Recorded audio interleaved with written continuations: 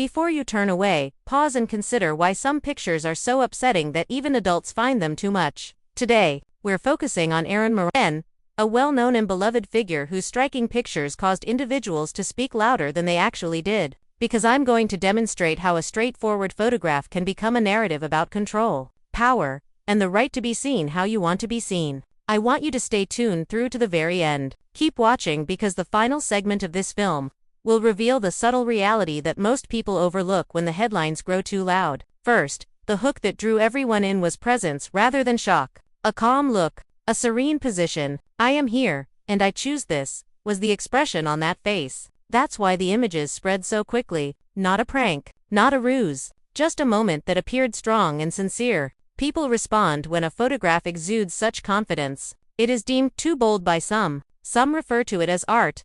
But if we slow down and look closely, we notice craft a frame that seems intimate but not intrusive, angles that flatter, and light that softens edges. It takes care, not anarchy, to achieve that uncommon balance. Time is of the essence now. The internet responds like a siren when a well-known name shows up in a bold manner. New visuals blend with old emotions. Surprise meets memory. Comment sections quickly fill up. It becomes simpler to pass judgment than to comprehend. However, context is crucial. The majority of Erin Moran's life was spent in front of a camera. She understood the power of attentiveness. She was aware that every image conveys a message, even if it doesn't.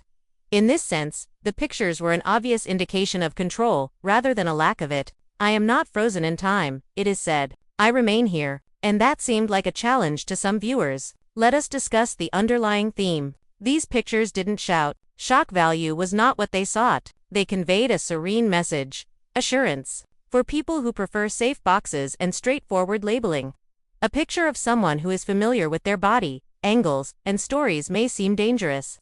Confidence, however, is not dangerous. It's quite obvious. And in a world that prefers fog, clarity might appear brilliant. This is the portion that nearly no one discusses, so keep watching. Inappropriate frequently simply means not to my taste.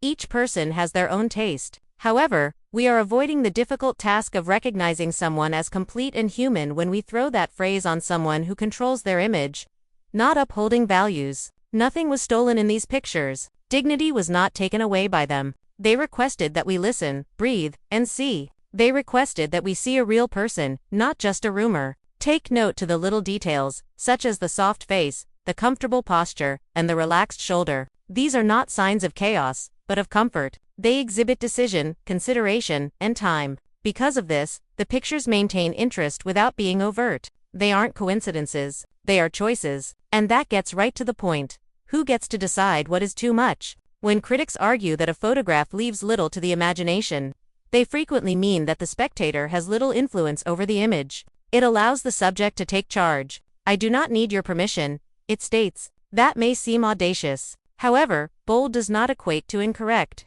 It's just an individual standing in their own light. You already know the answer if you have read this far. A picture was never the only topic of discussion. Who gets to draw the line was at issue. Erin Moran lived her entire life in the spotlight. That story was not erased by these pictures. A new chapter on voice and choice was added. As you watch through to the conclusion, I would like to know if the images were ever genuinely inappropriate or if they were truthful about beauty, memory, and the right to be seen. If this altered your perspective on strong pictures and the surrounding noise, please do me a favor right now by liking this video, telling a friend who appreciates meaningful narratives, and subscribing so you don't miss our next in-depth analysis. With your aid, I'm able to provide you with fair, considerate breakdowns that respect the subject of the picture. I appreciate you staying to the finish. Now, tell me in the comments what you think when you listen to the picture instead of just the title.